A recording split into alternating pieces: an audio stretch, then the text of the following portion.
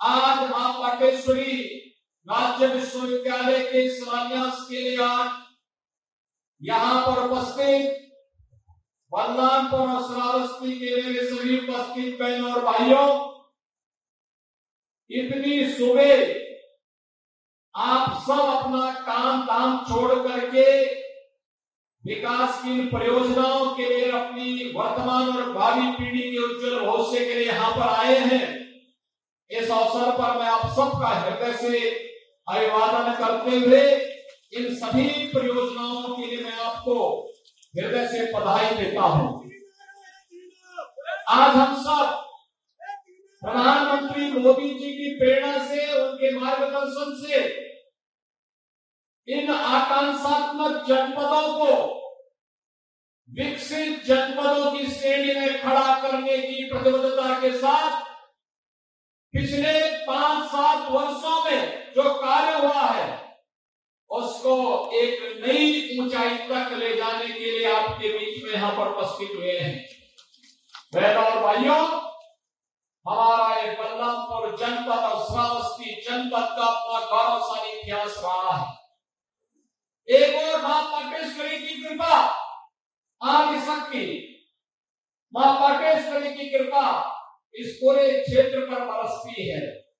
भारत और नेपाल के लाखों श्रद्धालु प्रतिवर्ष मां पाटेश्वरी का दर्शन करने के लिए देवी पाटन तुलसीपुर में आते हैं। और दूसरी ओर जब हम श्रावस्ती की चर्चा करते हैं तो श्रावस्ती का इतिहास जुड़ता है मर्यादा पुरुषोत्तम प्रभु श्री राम के पुत्र कुश से, लव से, जिन्होंने सबसे पहले अपनी राजधानी इस श्रावस्ती में बना करके इसे एक पहचान दी थी। कौन नहीं जानता है कि श्रावस्ती भगवान बुद्ध ने एक संन्यास जीवन के सबसे अधिक चतुर्मास कहीं व्यतीत किए थे, इसी श्रावस्ती में व्यतीत किए थे। और यही नहीं, 10वीं 11वीं सदी में विदेशी आक्रांताओं के छक्के छुड़ाने वाले महाराज सुहेलदेव भी इसी श्रावस्ती के राजा के रूप में उन्होंने भारत की स्वाधीनता को, भारत की स्वाभिमान को बनाए रखने के लिए विदेशी शत्रुओं को रौंदने का कार्य भी किया था। एक और इतनी गौरवशाली परंपरा के साथ हमारा श्रावस्ती जनपद जुड़ा हुआ है, वही आदिशक्ति मां भगवती पाटेश्वरी की कृपा। और आज जिस राम जन्मभूमि में भगवान श्री राम के विराजमान होने के इस गौरवशाली क्षण के हम साक्षी बने हैं, आदरणीय प्रधानमंत्री जी की अनुकंपा से, उनके विजन से, उनकी दूरदर्शिता के कारण, उनके नेतृत्व में हम सब जानते हैं इस देश के अंदर 1949 में अयोध्या में रामलला की एक पावन धरा और वहां पर ये सही कार्यक्रम आगे बढ़ सके। आंदोलन की शुरुआत भी इसी बलरामपुर जनपद में आदिशक्ति मां भगवती पाटेश्वरी पीठ और महाराजा बलरामपुर, इन 2 स्थानों पर भूमिका तैयार हुई थी। और आज पूरा देश उसके परिणाम से अवगत है। हम सब जानते हैं इस धरती में लिया गया कोई भी संकल्प कभी व्यर्थ नहीं होता है, वह पूरा होकर के रहता है। इस धरती का एक महात्मा है और यही कारण है कि इस धरती को कभी राष्ट्रऋषि नानाजी देशमुख ने अपने साधना से एक पहचान दिलाई थी। और इसी धरती का महत्व है। सर्वे अटल जी ने अपना पहला राजनीतिक जीवन की शुरुआत इसी बलरामपुर जनपद से करके देश के प्रधानमंत्री के रूप में पूरे देश को भी योग्य शासन दिया और दुनिया को सुशासन का लाभ भी दिया। जब सुशासन की बात होती है तो सर्वे अटल बिहारी वाजपेयी जी का नाम हर भारतवासी के मुंह पे सहसा ही आ पड़ता है। ये धरती प्रारंभ से ही पुरुषार्थ की धरती रही है।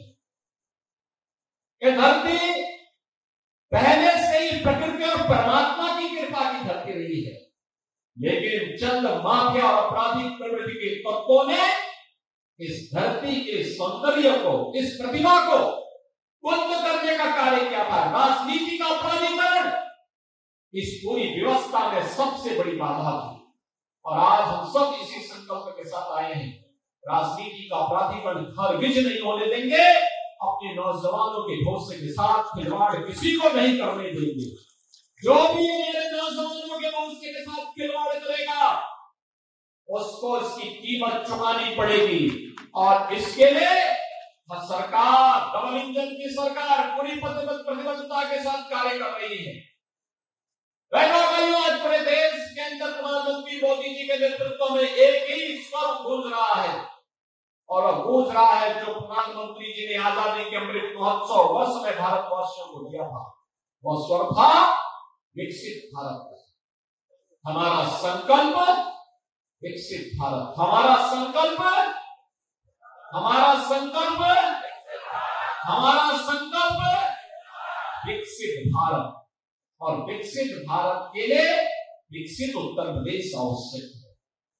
विकसित उत्तर प्रदेश के लिए अच्छी शिक्षा आवश्यक है, अच्छी स्वास्थ्य की सुविधा आवश्यक है, नौजवानों के लिए रोजगार आवश्यक है। विकसित भारत के लिए और विकसित उत्तर प्रदेश के लिए उद्योग धंधे आवश्यक है, खुशहाल किसान आवश्यक है, बेटी और व्यापारी की सुरक्षा आवश्यक है। और इन्हीं संकल्पों के साथ आज हम आगे बढ़ रहे हैं। उत्तर प्रदेश को विकसित बनाना है तो बलरामपुर और श्रावस्ती को भी विकसित बनाना है। कोई सोचता था बहराइच में मेडिकल कॉलेज होगा, आज बहराइच में मेडिकल कॉलेज है। कोई सोचता था गोंडा में मेडिकल कॉलेज होगा, आज गोंडा में उनका अपना मेडिकल कॉलेज बन करके तैयार हो चुका है। और आज जो हम लोग इस बलरामपुर में उद्घाटन किए हैं 350 बेड के अत्याधुनिक हॉस्पिटल का, जो अगले वर्ष मेडिकल कॉलेज बन जाएगा स्वर्गीय अटल बिहारी वाजपेयी जी के नाम पर बलरामपुर में, आज हम लोग उसका उद्घाटन भी कर दिया है। भाइयों बहनों, अगले वर्ष तक हम लोग बलरामपुर जिले को एक मेडिकल कॉलेज भी देने जा रहे हैं। कोई सोचता था इस श्रावस्ती में एयरपोर्ट चलेगा, हमने एयरपोर्ट भी प्रारंभ कर दिया, वायु सेवा प्रारंभ हो चुकी है। श्री राम फेरन पांडे हमारे विधायक हैं, ये उससे 2 बार यात्रा करके आ चुके हैं।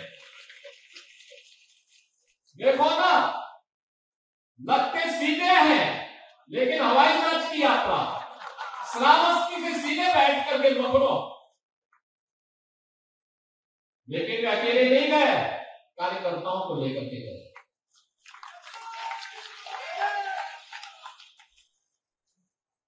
बहनों भाइयों, और आपको विश्वविद्यालय भी मिल गया, बलरामपुर में विश्वविद्यालय हो।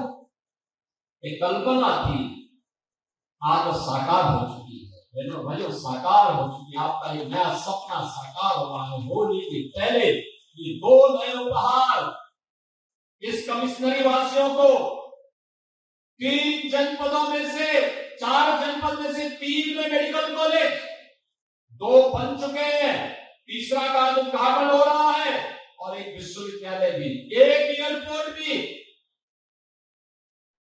सरयू नहर राष्ट्रीय परियोजना जो 4 दशक से लंबित पड़ी हुई थी, आज वह परियोजना को भी गत वर्ष प्रधानमंत्री जी ने उसका भी लोकार्पण कर दिया। सारा लाभ इस कमिश्नरी को प्राप्त हो रहा है। यहां पे फ्लाईओवर बलरामपुर का फुलवरिया बाईपास हो, चाहे वह बलरामपुर का रिंग रोड हो, इन सब कार्यों को तो पूरा इन सबको स्वीकृति दी गई है। फ्लाईओवर भी एक से एक बन रहे हैं। लोगों की आवश्यकता के अनुरूप उन सभी आवश्यकताओं की पूर्ति के लिए आज से 7 वर्ष पहले जब मैं यहां आता था,